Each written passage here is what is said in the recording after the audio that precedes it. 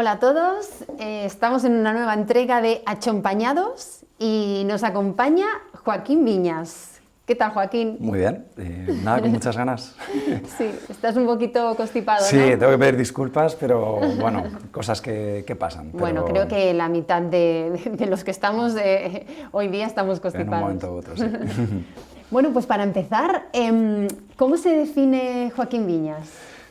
Muy sencillo, yo me defino como formador en felicidad en el trabajo, es decir, desarrollo pues, formaciones, programas formativos que tienen por objetivo mejorar el bienestar y el rendimiento de las personas dentro de las organizaciones, ¿no? Y hago otras cosas como conferencias, pero al final pues ayudar, ¿no? O acompañar a las personas a que tengan más recursos para poder gestionar mejor su día a día en el trabajo, ¿no? Y bueno, y ahí pues entran temáticas desde la motivación o automotivación, la actitud positiva también, la gestión de las emociones, ¿no? O incluso cómo poder moldear tu puesto de trabajo para utilizar también más tu talento, ¿no? De modo que te puedas sentir mejor, que puedas aportar más. Todas las herramientas que al final nos pueden ayudar a mejorar nuestro bienestar y también nuestro rendimiento. Perfecto. ¿Y hubo algún suceso en tu experiencia laboral que fuera el detonante que te trajera a este? Definitivamente. Yo creo que a muchas de las personas que hemos hecho además un cambio profesional, algo ha sucedido que nos ha movido a ello, ¿no? En mi caso, yo trabajaba en una multinacional, dirigía un equipo de marketing con un gran presupuesto, un gran equipo, y lo que sucede una noche, hay que decir, pues todo esto con mucha presión, ¿verdad? Y recuerdo una noche llegar a casa, pasadas las 9 de la noche, que era habitual en aquel entonces, y entro por la puerta y de golpe comienzo a llorar, ¿no? Fue sorprendente que yo estaba teniendo momentos difíciles, era consciente, ¿no? Pero que de golpe, nada más entrar, me pusiese a llorar, me costaba respirar, no podía hablar, era un ataque de ansiedad, yo no lo sabía en aquel momento, ¿no? Pues ese fue el detonante que me hizo replantearme si yo lo que estaba haciendo era lo que quería hacer, porque yo había disfrutado mucho de mi trabajo durante mucho tiempo, en el mundo del marketing, también en el mundo comercial, pero en ese momento, bueno, me lo replanteaba, ¿no? Y fue duro el momento, fueron duros los meses posteriores, porque además toda mi vida me había preparado para ello, ¿no? Y ahora dices, bueno, esto es lo que quiero, ¿no? Y afortunadamente ahí tuve ayuda de algunas personas, entre ellas, de hecho, de mi hermana, ¿no? Que era coach ya en aquel momento. Y yo empecé a buscar herramientas que me pudiesen ayudar a estar mejor, ¿no? No a cambiar de trabajo, sino a cómo puedo hacer en mi día a día para estar mejor, ¿no? Y tengo la fortuna de descubrir la psicología positiva, ¿no? Claro, ahí a mí se me abre un mundo. Yo, que lo estaba pasando mal, no tenía nada que perder, iba probando herramientas, de las cuales muchas me funcionaban, alguna no me funcionaba, y creo que esto es importante decirlo, ¿no? En el mundo del desarrollo personal no todo funciona a todas las personas, pero había muchas herramientas que a mí me funcionaban, ¿no? Y claro, continuaba practicándolas, y luego también herramientas que me ayudaban a gestionar al equipo y que ayudaban a que el equipo estuviese bien, ¿no? Vinculadas al liderazgo positivo, y también me funcionaban. Entonces ahí, bueno, tengo un momento bonito y de descubrimiento, y ahí sí que surge algo más que hace que yo tenga un cambio profesional, porque como te decía, yo llevaba 20 años pues trabajando en multinacionales, que es el hecho de que a mí la docencia siempre me había gustado y la había practicado. Yo era pues, profesor en la universidad también, de diferentes temáticas, y con todo esto, y era muy gratificante, ¿no? Y con todo esto me preguntaba, bueno, ¿cómo sería tu vida si el 100% de tu tiempo lo dedicases precisamente a la docencia o a ayudar a otras personas, pues, bueno, pues de algún modo a que estén mejor o ayudarlas a desarrollarse, vamos a decirlo así, ¿no? Y es cuando me planteo pues dejar la organización y a la hora de ser pues formador o facilitador, hacerlo en eso que había descubierto, ¿no? Que llevaba profundizando ya mucho tiempo y que funcionaba, ¿no? Que era la psicología positiva. Entonces, bueno, ahí hay un periodo de preparación, obviamente, ¿no? Bueno, yo no me veía, ni soy de las personas que de un día para otro es capaz de dejar algo, sino que yo me preparo para ello y al final pues tomo la decisión de dejar pues una gran organización, ¿no? Un buen puesto de trabajo, una, podemos decir, seguridad, ¿no? Para entrar en algo nuevo, ¿no? Que era pues ser formador en bienestar y rendimiento en el trabajo, que en aquel momento ahora es, bueno, ahora se puede decir que es un poco más habitual encontrar esta figura, pues hace 10 años no era así, ¿no? Y en un momento además donde el concepto de felicidad en el trabajo pues casi no se escuchaba, ¿no? Y los principios fueron complejos, ¿verdad? Porque nadie te conoce. Pero bueno, han pasado 10 años y aquí estamos, ¿no? Hablando de esto, con lo cual, pues obviamente muy, muy contento, ¿no? Pero fíjate, ¿no? Me preguntabas, ¿no? No soy la única persona que este tipo de cambios viene generado precisamente pues, por una situación que, bueno, pues que ha sido difícil, que te ha hecho reflexionar, ¿no? En mi caso fue en el ambiente laboral, hay personas que le sucede también en aspectos más personales, ¿no? Y esto te da bueno, como te hace ver las cosas, ¿no? de otra manera y que te replantees lo que realmente es importante en la vida, ¿no? Y en mi caso, pues derivo en esto. Sí, yo ahora mismo veo que todos los que trabajan en recursos humanos ya es una figura o, bueno, saben, han oído hablar del tema, en las empresas empieza precisamente a promoverse todo el tema de felicidad y tal, Sí. pero los que no están en ese entorno de recursos humanos, que vienen de compañías en otras posiciones y de golpe dan este salto para pasar a interesarse y a difundir y a promover, sí que tengo la sensación de que es hay como ese pequeño detonante de decir, algo no va bien, necesitamos un cambio. Claro. Yo lo creo, yo desde luego lo creo. De ahí AMCHO surge precisamente por esto. Sí. Y respecto a lo que estabas comentando del liderazgo positivo, ¿qué impacto tiene el liderazgo positivo en la felicidad del empleado? Bueno, en la felicidad del empleado es claro, ¿no? Al final el liderazgo positivo se focaliza en los aspectos positivos de las personas para su desarrollo, ¿no?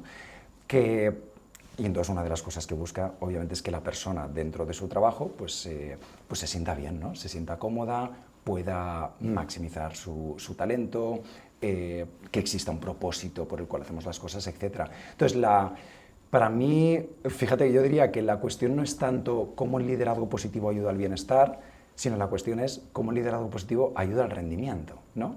Porque siempre vamos a tener estas dos partes. Y además, si solo buscásemos que las personas estén bien y no buscamos que hubiese un rendimiento, vamos a tener un problema tarde o temprano, ¿no? Porque cualquier organización al final tiene unos objetivos de rendimiento, pero puede ser una multinacional y puede ser una organización sin afán de lucro que tiene un presupuesto que tiene que gestionar y que tiene que hacerlo de la forma financieramente más eficiente posible, ¿no? La cuestión aquí es que infinidad de estudios pues, demuestran que cuando las personas nos sentimos bien, y no solo es sentirse bien porque hay un ambiente de trabajo, sino que podemos desarrollar nuestro talento, esto es, es algo continuo, ¿no? Y que a lo que yo le doy mucha importancia, ahora te pondré un ejemplo de ello. Si yo además de sentirme bien, yo puedo utilizar mi talento y yo tengo un impacto con ello, mi motivación va a ser muy elevada, ¿no? Y entonces esto, pues, no solo yo me siento bien con ello, sino que además estoy aportando un valor a la organización puede continuar, ¿no? O puede progresar y de algún modo, pues con esto ganamos todos, ¿no?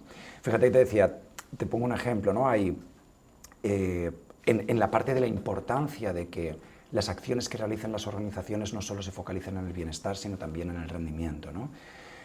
Hay algo como la risoterapia, que es muy divertido y que realmente te genera, te mueve, ¿no? Te hace pasar un rato muy bien.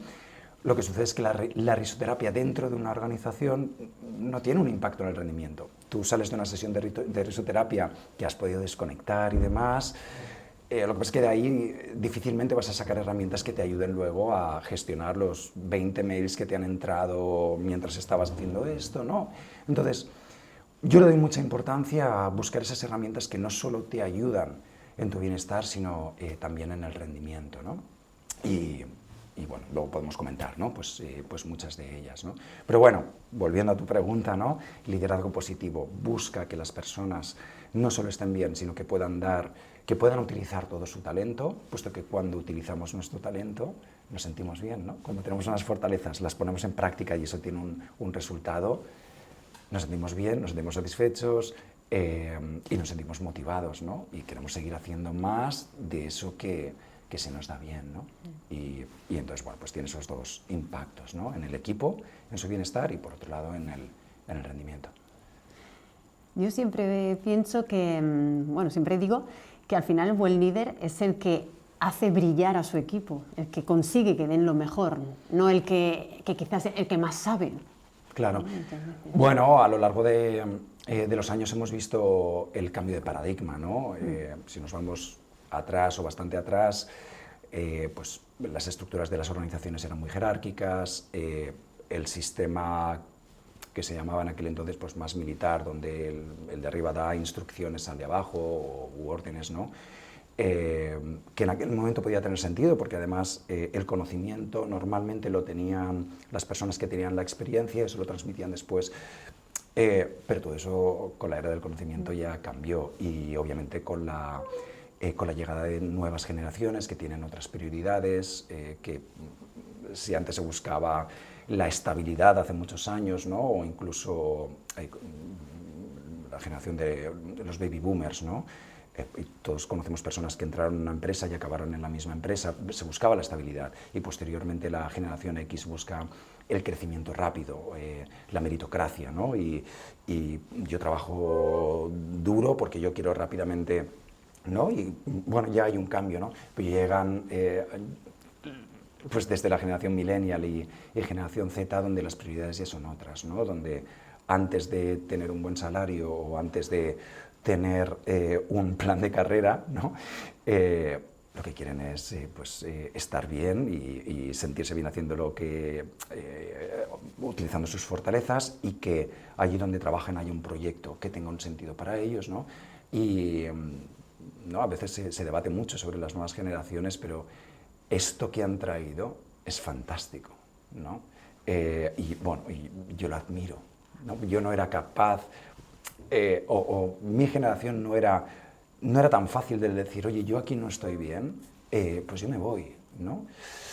Costaba mucho más, ¿no? Y ahora esto sé que está pasando. Entonces, ¿por qué explico todo este cambio generacional? Porque al final las empresas o las organizaciones se dan cuenta, ¿no? De que tienen que adaptarse, ¿no? A las nuevas generaciones también, ¿no? Y para ello tienen que cambiar los estilos de liderazgo, ¿no?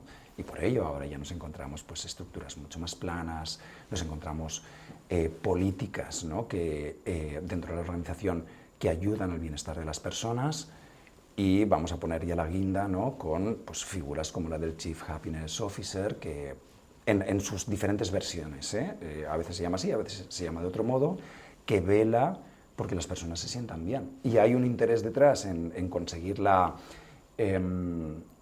podemos decir, la fidelidad, ¿no? Por un lado, y atraer el talento por otro. Sí, claro que sí. Bueno, pero hay una persona que busca que las personas dentro de la organización pues puedan estar bien, ¿no? Y, bueno, y todo esto, pues claro, no pasa de la noche a la mañana, ¿no? Ha pasado mucho tiempo hasta llegar aquí, ¿no? Y mi sensación es que las organizaciones que no están apostando por este bienestar, no hace falta tener un Chief Happiness Officer, pero si tú no priorizas a las personas, pues al final te estás quedando atrás. Y una persona elegir entre una organización pues que vela por mi bienestar, que facilita que yo esté bien, donde yo puedo utilizar mi talento y otra pues que no lo haga, bueno, pues en una era donde la facilidad para pues cambiar, ¿no? de de trabajo, de posición, pues es más fácil que hace años, depende de las posiciones también, pero es más fácil, pues bueno, va a hacer que, o hace que haya determinados movimientos. Y desde mi punto de vista, pues las organizaciones que se queden más atrás, yo creo que van a sufrir un poco más, ¿no?, esa pérdida de talento, ¿no? ¿Y crees que precisamente estas organizaciones que se han dado cuenta de lo que las nuevas generaciones, bueno, nuevas generaciones y no tan nuevas, Y no tan nuevas, efectivamente, queremos es, pues al final, más tiempo libre, conciliar, la tendencia de trabajar 4 días a la semana o 35 horas semanales? ¿Crees que hay un futuro con esto? ¿Crees que lo vamos a ver generalizado? Bueno, yo no soy un experto en esto concretamente, ¿no? Te daré mi opinión. Bueno, yo por un lado viví la jornada de 35 horas en Francia, yo trabajé allí 3 años.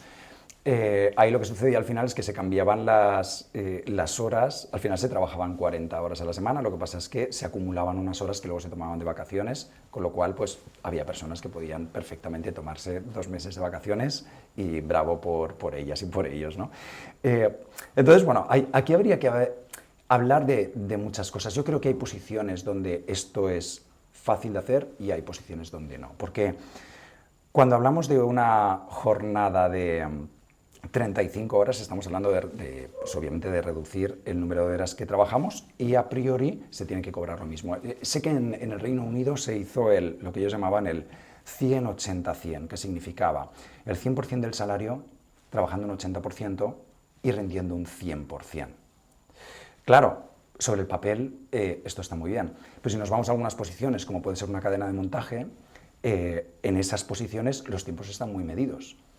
No es que tú digas, a partir de ahora vamos a trabajar pues 5 horas menos a la semana y vamos a rendir más. Es que es imposible. En una agencia de publicidad me cuesta imaginar esto cómo se puede hacer, ¿no? Si lo que queremos es rendir lo mismo trabajando menos. Y puede haber otros trabajos en los que esto sea más fácil, ¿no? Y lo tengo claro. En trabajo de oficina hay muchas posiciones donde las últimas horas del día, pues nuestra energía ya no es tan fuerte, ¿no? Bueno, pues si se reducen esos momentos, bien, ¿no? Con lo cual es algo bastante complejo. Pero dicho todo esto, para mí lo que sí que es importante decir es que estamos hablando de la conciliación, bien, pero si hablamos de felicidad en el trabajo, que significa cómo yo me siento mientras realizo mi trabajo, el número de horas es independiente. Porque si tú tienes un trabajo que para ti es un trabajo, vamos a decir, miserable, o es un trabajo que no te gusta, o es un trabajo duro, las 40 o 35 horas que estés ahí va a ser igual de duro. ¿Sí? ¿Vas a estar menos horas? Vale, bien, pero va a ser igual de duro. Para mí la cuestión o el foco puede ayudar, o sea, estoy de acuerdo que puede ayudar a la conciliación si esas horas son flexibles, bravo. Hay algo más importante para mí que es qué es lo que hacemos para que sean 35 o sean 40, las personas estén bien, ¿no? Y bueno, y es ahí donde desde mi punto de vista hay que poner el foco, ¿no? Si luego pues existe la posibilidad de trabajar más o menos, pues cada persona es diferente, cada organización es diferente, cada industria es diferente y dentro de las posibilidades, pues bueno, no tengo nada para decir que no se debería hacer. Bravo si se puede hacer, ¿no? Como una opción, sin olvidar la otra parte, que es lo que estamos haciendo para que en el tiempo que estamos trabajando al final las personas se puedan sentir bien. Claro, entonces, ¿crees que la felicidad es una moda o es una necesidad? Yo creo que si hablamos del concepto de felicidad en el trabajo, ha venido, no sé si una necesidad, pero ha venido como mínimo de, ¿cómo decir? Ha venido de una evolución, vamos a decirlo así, y a la vez creo que ha habido una parte que ha tenido que ver con que se ha podido poner de moda, ¿no? Si yo pienso, hace 10 años cuando yo comenzaba, ¿cuántas organizaciones pues, tenían políticas de felicidad en el trabajo? Más datos. ¿Cuántos libros había sobre felicidad en general o en el trabajo? Pues era mucho menor, ¿no? Entonces, lo que estamos viendo es una tendencia, ¿no? Creo que esta tendencia ha venido en parte por cómo las personas dentro de las organizaciones de algún modo necesitan o necesitaban estar mejor, y hablo aquí sobre todo, y todo esto comienza con la gran presión y con el estrés que existía, entonces comienza a ver qué se puede hacer para reducir todo esto, y afortunadamente esto ha ido evolucionando, ¿no?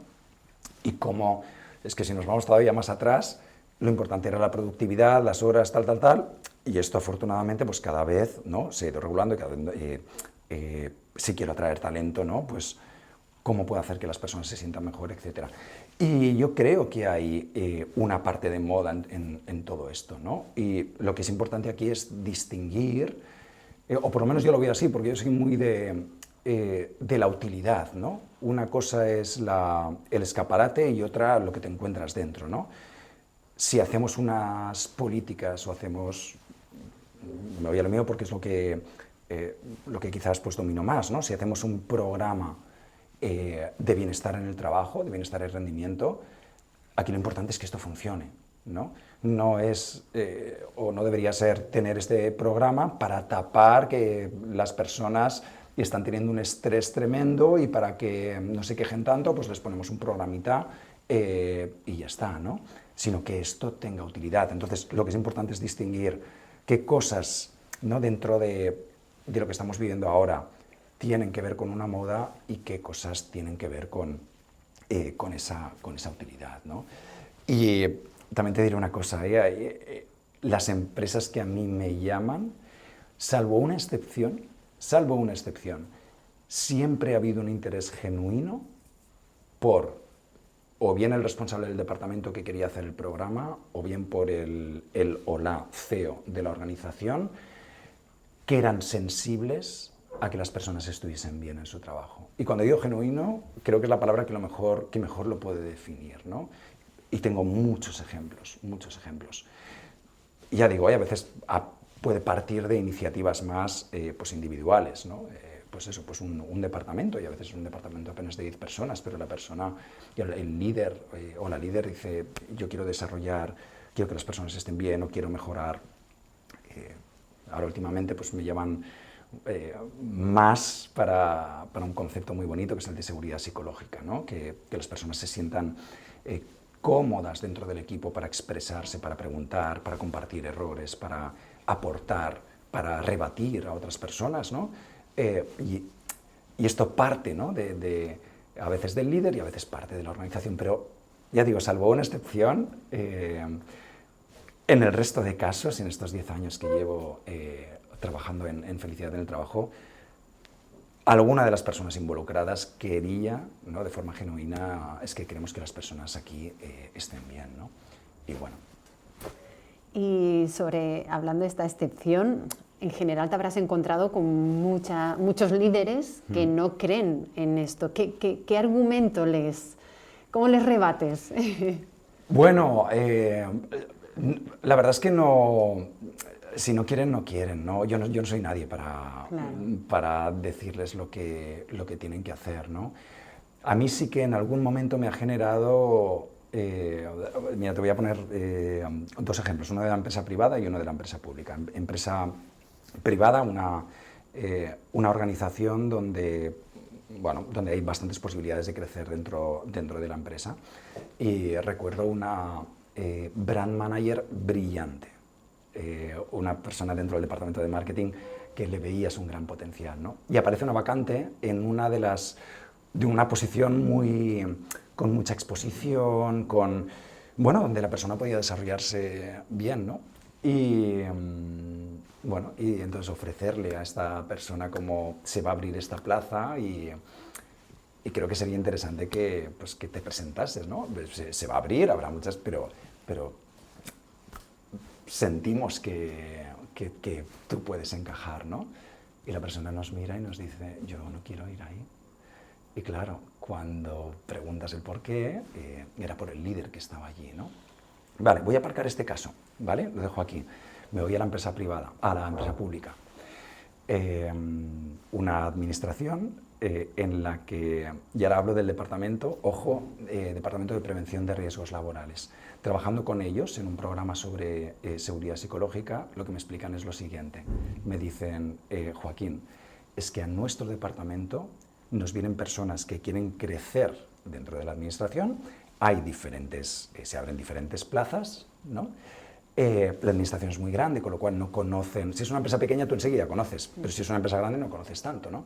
Dicen, nos vienen personas a preguntarnos dónde no tengo que aplicar, o dónde no tengo que, debería, ¿no? Es decir, quién va a ser mi jefe, o quién va a ser mi manager, o quién va a ser mi responsable en estas posiciones y dónde vosotros tenéis la información de dónde hay problemas, ¿no? Entonces, aquí hay dos cosas en común, y es que hay personas que no quieren trabajar con ciertos líderes. Y si recuerdas, antes te decía, a mí esto a veces me genera ciertas emociones, ¿no? Y a mí la emoción que me genera es casi de pena en pensar, ¿no? Que para mí un líder tiene una tremenda oportunidad de tener un impacto positivo en muchas personas, ¿no? Y pensar que haya líderes, ¿no? A los que hay personas que no quieren trabajar para ellos, pues me genera pena, ¿no? Porque hay una oportunidad perdida, ¿no? Y por cómo uno se debe sentir también, ¿no? Estás gestionando un equipo, eres líder, ¿no? Y que las personas no quieran trabajar para ti. Si es por cuestiones técnicas, o lo puedo entender, ¿no? Pero que sea por el estilo de liderazgo, o porque la persona no cuide a otras personas, o porque haya aspectos relacionados con los riesgos laborales, pues claro. Pero al final estas personas también, yo creo que, igual que yo me di cuenta con un ataque de ansiedad, pues estas personas al final también yo creo que tienen que darse cuenta en algún momento, y ellas mismas, ¿no? Por mucho que les digamos, bien, a lo mejor puedes despertar algo, pero al final es la propia persona la que se tiene que dar cuenta del beneficio, ¿no? que tiene, ¿no? Es que al final un líder no solamente va a ejercer a nivel técnico, desarrollar lo que haya estudiado, la experiencia que tenga. En el momento que tiene a cargo personas, también debería de formarse en gestionar a personas, porque también es un trabajo de por sí gestionar a las personas. Y esto me da la sensación de que muchas veces se promueve a una persona que es muy bueno técnicamente, pero le falta quizás tener esa formación a nivel de gestión de personas, ¿no? Claro, esto Sí. Bueno, es muy habitual, esto ha pasado siempre así, en cuanto a que claro, cuando una persona es muy buena en su posición, y además quiere progresar, la forma de progresar natural pues es subiendo ciertos escalones en la organización, y eso muchas veces implica tener un equipo. Pero que ya sabemos que una persona sea técnicamente buena en su trabajo no quiere decir que tenga que serlo también liderando equipos, ¿no? Y lo que tú estás explicando ha pasado, digamos, toda la vida, ¿no? Por eso la importancia de que las organizaciones preparen a las personas dentro del liderazgo, ¿no? Y afortunadamente los programas de liderazgo cada vez son menos de gestión y cada vez son más precisamente de liderazgo, ¿no? Pero es interesante porque, fíjate que te decía, esto ha pasado toda la vida, y donde está pasando actualmente todavía más es precisamente en las empresas tecnológicas, en muchas startups. ¿Qué dices? Pero bueno, las startups precisamente son más sensibles a las nuevas tendencias que puede haber, ¿no? En la industria, y precisamente las startups son las primeras que empezaron a adaptar políticas de bienestar en el trabajo. Lo que es paradójico es que, claro, una startup, como crece muy rápido, vamos a poner que son 5 o 10 personas las que comienzan, y esto se empieza a ver grande, claro, estas son las personas que ahora hay que contratar personas. ¿Y a quién contratas? Claro, pues personas que me ayuden a mí, ¿no? Y entonces, claro, esto se va haciendo grande y tu equipo cada vez es mayor. Pero todo va tan rápido que tú no te has formado para ello, ¿no? Y bueno, pues entonces ahí es donde parte la necesidad, y en muchas ocasiones nos llaman empresas pues con este perfil, precisamente porque, bueno, somos startup, hemos tenido un crecimiento muy rápido, el ambiente era familiar, todo iba muy bien, pero claro, ahora ya somos 200. Y antes gestionabas a 2 personas y bien, pero es que ahora ya pues los equipos ya son mucho más grandes, ¿no? Y y necesitamos esas herramientas, ¿no? Y esto suele venir ya cuando han visto la necesidad. En otros casos no, en otros casos esto pues, se trabaja bien y de forma orgánica, pero bueno, lo que tú comentabas, ¿no? Que en muchas ocasiones, pues claro, se ubica a personas en posiciones de liderazgo cuando quizá la persona todavía no tiene las habilidades, porque las habilidades de liderazgo hay una parte innata, pero hay otra parte que se puede aprender, ¿no? Por eso sería ideal que cada empresa tuviera un CHO, un Chief Happiness Officer. Bueno, desde luego, o sea, sí. Y lo que decía antes, porque puede tener distintos nombres, yo me conformaría con el que hubiese una persona que dedicase una parte de su tiempo pues al final a que las personas de la organización se sientan bien. Y un elemento clave de la organización son los líderes, porque tienen o tenemos una influencia importante en las personas que trabajan para nosotros, ¿no? Entonces, dentro de esas políticas, bien que busquemos cierta tal, pero ¿cómo preparamos a los líderes, ¿no? Para que generen equipos donde las personas se puedan sentir bien, ¿no? ¿Y qué te ha parecido la iniciativa de crear una asociación donde apoyemos y nos agrupemos todos los que nos preocupa este tema? Bueno, es algo además que ha crecido muy rápido en muy poco tiempo, ¿no? El concepto de Chief Happiness Officer. Creo que en algún momento también ha sido como algo exótico, ¿no? Yo recuerdo las primeras veces que salía, pues claro, la noticia era, pues tal empresa tiene un gestor de felicidad, ¿no? O un responsable de felicidad. Y era noticia porque eso no existía, ¿no? Entonces, el hecho de que esto de algún modo pues, se pueda,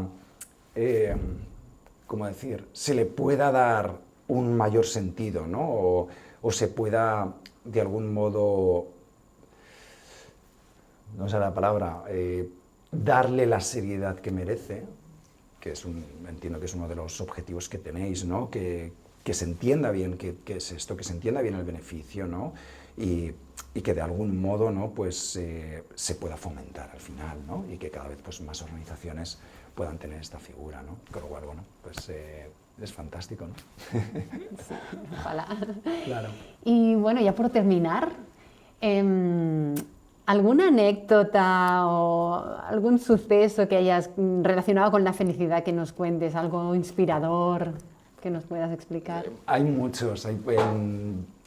Yo en las conferencias suelo explicar, si alguien quiere buscar en YouTube puede encontrar distintas historias.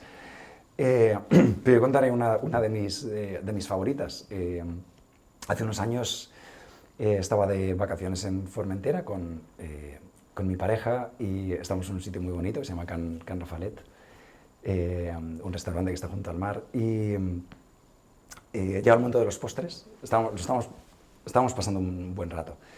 Y llega el momento de los postres y pedimos una panna cotta de mango, ya sabes, esa especie de pudding, ¿no? De blanco, ¿no? Que suele tener algún sirope por encima, ¿no? Y nada, a los 5 minutos viene un camarero, viene sonriente, ¿no? Así incluso con, no sé, como orgulloso, ¿no? Y de repente nos deja encima de la mesa, nos deja un plato que es alargado, que tiene la panna cotta con el sirope de mango, y aquí aparece un dibujo de un cangrejo, súper bien hecho, ¿no? Muy divertido, ¿no? Un cangrejo estaba como sonriendo, ¿no? Y ese dibujo estaba hecho con sirope, ¿no? Ya sabes, los botecitos estos que son así, pues lo había hecho pues dibujando un poco aquí y allá, ¿no? Y estaba muy bien hecho. Entonces, nos quedamos muy sorprendidos porque tú pides una panna cotta de mango y te viene esto, ¿no? Y entonces fue como, preguntamos, ¿no? Y supimos que el camarero que lo había traído era quien lo había hecho. Y entonces le preguntamos, ¿no? Oye, ¿cómo es que dibujas en los platos, ¿no? Y dice, bueno, es que yo soy dibujante, soy pintor, ¿no? Y dijo, esta expresión dijo, y aquí en el restaurante me dejan hacer mis cositas, ¿no? Y es una persona la verdad es que es muy amable, muy agradable, hablamos un poquito más, y luego un momento que dice, y además así nos diferenciamos de la competencia, ¿no? Y ahí sí que veías el orgullo, ¿no? Y bien, pues otro día vimos cómo lo hacía esto. Entonces imagínate trabajar en una mesa bastante grande. ¿Volvisteis? Sí. ¿Repetisteis? desde entonces cada año, te tengo que decir. Sí. Ya me pasarás la dirección. Sí, Can Rafalet, ya lo puedo decir. Bueno, pues imagina un montón de botes de sirope, con lo cual tienen distintos colores, platos aquí apilados. Entonces iba cogiendo los botes de sirope y de repente un barco pirata, pum, lo ponía para allá. Un pájaro, pam. De repente hacía un pulpo, pam. Había muchos motivos marineros, ¿no? Y además lo hacía muy rápido, ¿no? Y la parte interesante de todo esto es que tú podías ver cómo disfrutaba haciéndolo, ¿no? Bien, pues José, que así se llama este camarero, hace 160 platos de este tipo cada día. Cada día. Cada día, ¿no? Entonces te da una idea de... Y él lo disfruta, ¿no? Yo os pongo como un ejemplo un poco extremo, si quieres poco habitual, pero es un gran ejemplo de cómo cuando conseguimos utilizar nuestro talento en nuestro trabajo, de algún modo, pues suceden cosas que son extraordinarias, ¿no? Porque de verdad que los dibujos que hace son fantásticos, ¿no? Y alguien dirá, bueno, pero te tiene que dejar, la persona del restaurante te tiene que dejar hacerlo. Bien, él no hace de la noche a la mañana 160, ¿no? Y él, de hecho, cuando hablé con él, porque al año siguiente fuimos a hablar con él, yo quería tomar un café con él para que nos explicase toda la historia, porque la historia es maravillosa, ¿no? Y él explica que él comienza trabajando en otro restaurante, un día lo hace a unas chicas que habían venido y después dice, pues mira, viene un niño y lo hago, pero claro, se da cuenta el dueño del restaurante y dice, esto, José, esto en todos los platos, ¿no? Y entonces, claro, a ella, entonces bueno, él es pintor, él es muy buen camarero, hay que decirlo, tiene mucho oficio, lo que pasa es que lo que más le gusta es la pintura y él ha encontrado una forma creativa, ¿no?, de poder aplicar ese talento, ¿sí? No estoy diciendo ahora que cualquier persona pueda aplicar ese talento que tenga o, ¿no?, en su trabajo. A la vez, sí que está demostrado, y esto, el concepto que hay detrás es el de job crafting o moldeado del puesto de trabajo, todas y todos podemos ajustar un poco nuestro trabajo de modo que utilicemos más nuestro talento, ¿no?, o nuestras fortalezas, ¿no? Y este es un caso que es anecdótico, pero yo creo que es muy inspirador, porque a priori, si yo hubiese preguntado, oye, ¿cómo un camarero puede aplicar sus habilidades de pintura dentro del restaurante? Bueno, en las formaciones esto lo pregunto y salen cosas, ¿no? Pero dices, ¿cómo lo vas a hacer, no? Y de repente sale algo que a él le hace sentir bien, algo que hace muy bien, está aportando valor, ¿no? Cuando él te decía, nos diferenciamos de la competencia, es que es verdad, no hay nadie que haga esto, no sé si en algún lugar del mundo lo habrá, pero en la isla de Formentera no hay nadie que haga esto así, ¿no? Con lo cual está aportando valor al restaurante, lo está diferenciando, aunque solo sea con un plato, ¿no? Y es una manera donde todos al final salen ganando, ¿no? Y él el primero, porque verle dibujar en los platos es algo... Claro, la destreza que tiene, te la puedes imaginar, porque... no he dicho, pero llevo haciendo esto, si no me equivoco, entre 12 y 13 años, ¿no? Entonces, bueno, y creo que es una buena historia, más que anécdota, ¿no? Pues que nos muestra cómo cuando utilizamos nuestro talento en nuestro trabajo, pues no solo nos sentimos bien, sino que pueden suceder cosas, ¿no?, que son extraordinarias. Pues preciosa historia, ¿verdad? Muchas gracias, Joaquín. Animo a todos a que averigüéis cuál es vuestro talento. Y cómo poder Exacto, encontrar la manera, ¿no?, sí, de aplicarlo en el trabajo. Totalmente. Muy bien. Pues muchísimas gracias. Un placer. Me ha encantado para mí. la entrevista. Tenía Lo muchas mismo ganas digo. de conocerte en persona, además. Claro que sí. Y bueno, pues continuamos en esta aventura. Desde luego, porque hay trabajo, Sí. hay trabajo por hacer. Sí. Pues muchas gracias, Muy ha sido un gracias. placer.